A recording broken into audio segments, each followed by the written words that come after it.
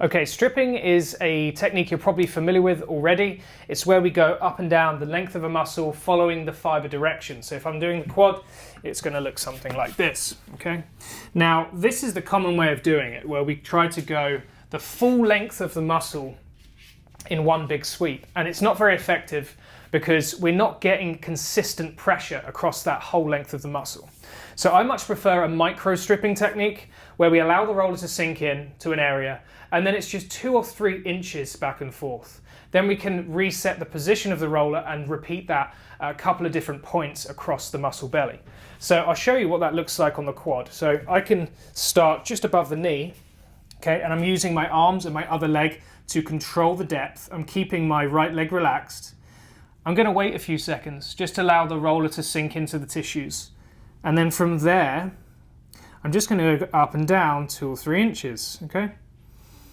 And I'm going to relax my breathing in and out through the nose, because that's going to help tap into that parasympathetic nervous system and allow a more effective release. Once I've done that for a few reps, I'm going to reposition the roller, okay, maybe mid-quad now.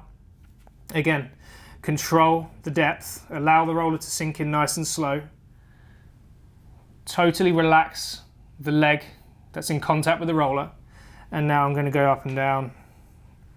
Okay, and this is going to be so much more effective at getting a release of the tissues than globally moving quickly up and down the muscle. It's not going to let you in, and it's just not enough time to communicate with your nervous system that tension is high, and it's not going to release it very well.